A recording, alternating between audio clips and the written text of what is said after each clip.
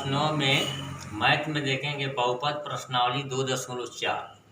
यहाँ है पहला सवाल है, बताइए कि निम्नलिखित बहुपदों में से किस बहुपद का एक गुणनखंड x+1 है।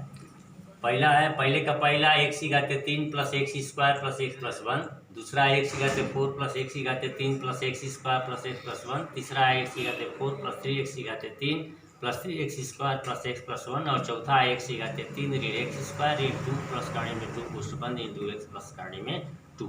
ये बताना है कि बताइए कि निम्नलिखित बहुपदों में से किस बहुपद का एक गुणनखंड x+1 है। तो हम क्या करेंगे, लिख देंगे x+1 बराबर 0, तो x बराबर -1 और x बराबर -1 का मान इसमें रखेंगे। अगर 0 आ जाता है तो गुणनखंड है और 0 नहीं आता है तो गुणनखंड नहीं है। इसमें भी x के स्थान पर -1 रखेंगे, 0 आ जाता है तो गुणनखंड है और नहीं आता है तो नहीं है। ऐसे हम चेक करेंगे। तो पहला प्रश्न, पहले के पहला का हल मान लिया। क्या मान लेंगे, मान लिया px बराबर x³ plus x² plus x plus 1। यही सवाल है, x³ plus x² plus x plus 1। अब यदि x+1 = 0 तो x बराबर -1, x+1 को 0 के बराबर कर देंगे और वहाँ से हम x का मान निकाल देंगे। इसमें रखेंगे x के स्थान पर -1, p-1 बराबर -1³ प्लस -1 का वर्ग और x के स्थान पर क्या रखेंगे, -1 और प्लस 1। -1 का 3 बार मल्टीप्लाई करेंगे, गुणा करेंगे तो -1 माइनस है प्लस, प्लस में माइनस गुणा करेंगे -1 और -1 का वर्ग +1 और -1 और +1। इस +1 से ये -1 कट जाएगा, कैंसिल हो जाएगा। इस प्लस से ये माइनस कैंसिल हो जाएगा, क्या हो जाएगा 0। तो कितना आया 0। इसलिए x+1 इसका एक गुणनखंड है।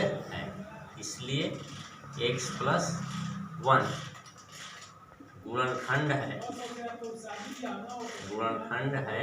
px का। इसका गुणनखंड है px का। px मतलब x³ plus x² plus x+1। इसी पर सारे सवाल हैं। अगर इसको लिख दीजिए, लिख कर x+1 को 0 के बराबर कर दीजिए, x का मान निकाल दीजिए, इसमें रख दीजिए।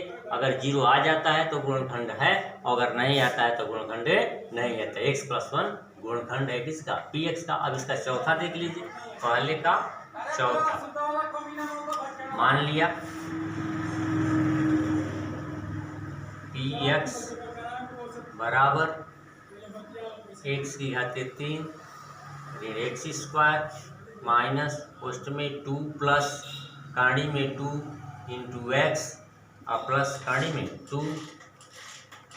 यदि x+1 = 0 तो x बराबर -1, तो -1 बराबर x के स्थान पर क्या रखेंगे आप, -1³ -1 माइनस पहले से है और -1³ 2 ऋण 2 प्लस कड़ी में 2 इंटू x के स्थान पर -1 और प्लस कड़ी में 2 -1³ तो -1 और -1 का वर्ग +1 और +1 में माइनस से गुणा कर दीजिए, -1 ऋण 2 तरफ से, इधर ऋण 1 से इधर ऋण से, ऋण में ये ऋण में ये गुणा ऋण होगा, इधर से ऋण प्लस 2, फिर इधर से यह गुणा होगा तो माइनस होगा, फिर इधर से माइनस होगा प्लस हो जाएगा। तो प्लस कड़ी में 2 यानी 1 से गुणा कर दीजिए, 2 हो गया। ये कड़ी में 2 हो गया, माइनस से माइनस दोनों से गुणा हो रहा है, प्लस हो गया। अब प्लस ऑलरेडी पहले से है कड़ी में 2, तो हो जाएगा आपका -2 + 2 प्लस कड़ी में 2 प्लस कड़ी में 2। इसे ये कैंसिल हो गया।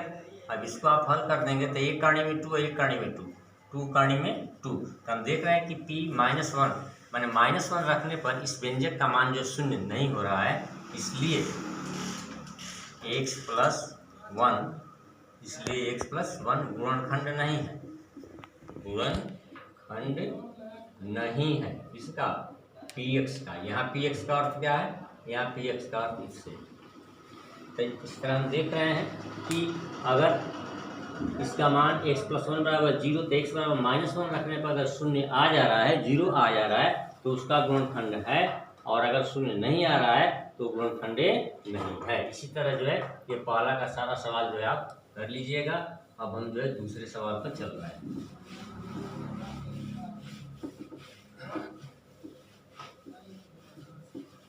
दूसरा प्रश्न क्या है आपका? प्रश्न 2 का पहला कह रहा है कि गुणनखंड प्रमेय लागू करके बताइए कि निम्नलिखित स्थितियों में प्रत्येक स्थिति में QX PX का गुणनखंड है या नहीं है। QX जो है PX का गुणनखंड है या नहीं।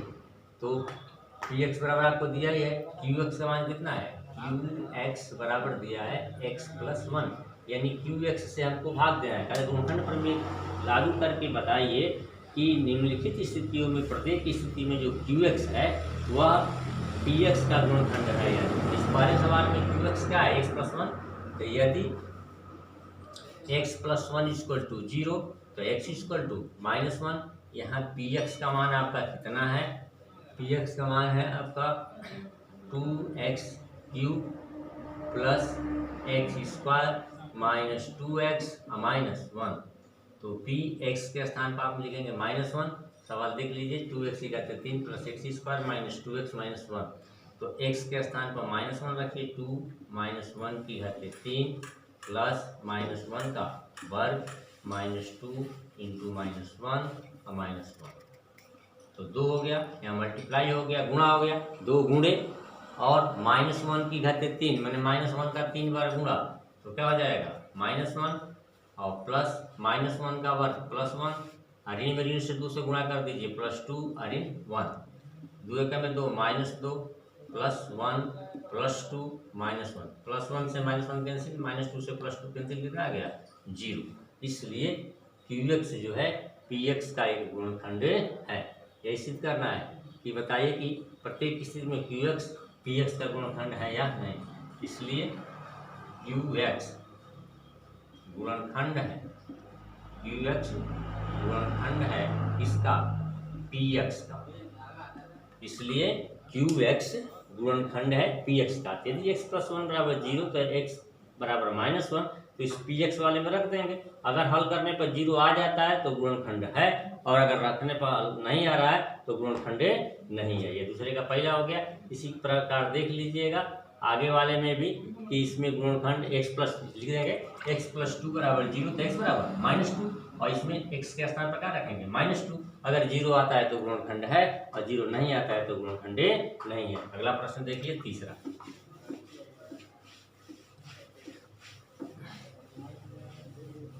तीसरा आपका है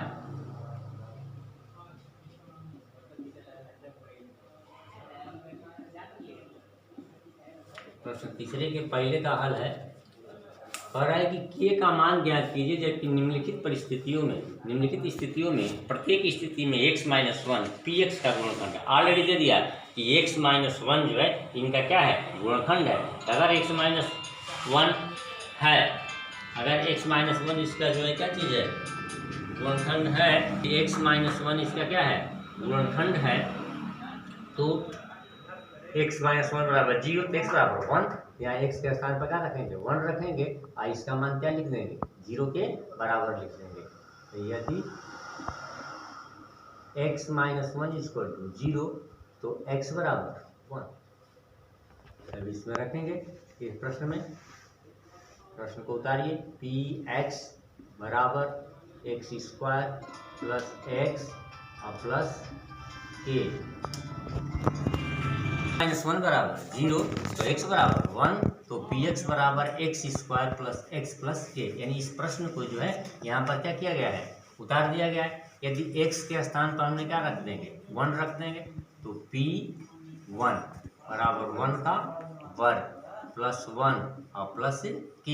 लेकिन यह ऑलरेडी है कि x - 1 क्या है? गुणनखंड है। यदि x - 1 गुणनखंड है, हर परिस्थिति में k का मान ज्ञात कीजिए कि निम्नलिखित स्थितियों में प्रत्येक स्थिति में x - 1 PX का गुणनखंड है। अगर गुणनखंड है तो x - 1 बराबर 0 तो x बराबर 1, यानी P1 का मान क्या आएगा? 0। 1 का वर्ग 1 और प्लस 1 और प्लस के, तो 0 बराबर 1 1 2 प्लस के, तो -2 बराबर के, तो के बराबर -2। तो के का मान कितना आ गया आपका? के का मान आ गया आपका -2। के बराबर आपका क्या हो गया? -2 हो गया। तो इसी प्रकार जो है इसमें भी px के स्थान पर p1 x के स्थान पर 1 लिखेंगे, फिर 1 लिख देंगे, फिर p1 के स्थान पर 0 रखेंगे, वहां से जो के का मान होगा आप निकाल लीजिएगा। अब चौथा प्रश्न है आपका 12x² - 7x + 1 का गुणनखंड कीजिए। 12x² - 7x + 1 का गुणनखंड करना है। तो 4 का हल 12x² - 7x + 1, 12 एकम इसका गुणा करने का रफा, तो 12 गुणे बराबर 12 का गुणनखंड कर देंगे 4 गुणे 3 और 4 3 7। इस 12 का ऐसा तो गुणनखंड करेंगे कि गुणा करने पर 12 आए और यहाँ प्लस है तो जोड़ने पर आए। तो 12x² ऋण 7 के स्थान पर लिखेंगे 4 + 3 × x प्लस 1, तो 12x² - 4x -3x + 1, दो का कपुल बना लीजिए जोड़ा, तो यहाँ आपका कॉमन हो जाएगा 4x। 12x² में 4x से भाग देंगे, 4 × 12, तो 3x, तो 3x हो गया। और 4x में 4x से भाग दीजिए, कितना हो जाएगा 1। फिर यहाँ -3 है, -3 का अर्थ हो गया -3 गुणे 1, तो यहाँ 1 कॉमन ले लीजिए, तो आपका होगा माइनस में माइनस से भाग दीजिए प्लस, तो 3x, प्लस में माइनस भाग दीजिए माइनस, 3x - 1 क्या हो जाएगा आपका कॉमन 3x - 1। ये चीज़ें जो है कॉमन हो गई, 3x - 1 और यहाँ हो गया आपका 4x - 1। इसको आप ऐसे भी लिख सकते हैं 4x - 1 और 3x - 1 आंसर।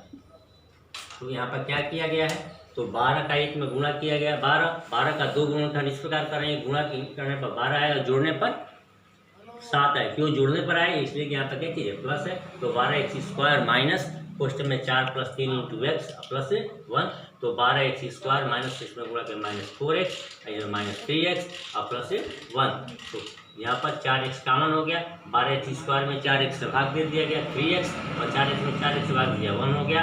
फिर यहाँ पर -1 कॉमन ले लिया, पोस्ट में माइनस में माइनस से भाग 3x और प्लस में माइनस से भाग दिया -1, तो 3x - 1 यहाँ कॉमन हो गया, तो क्या बचा 4x - 1, ये आपका आंसर हो गया।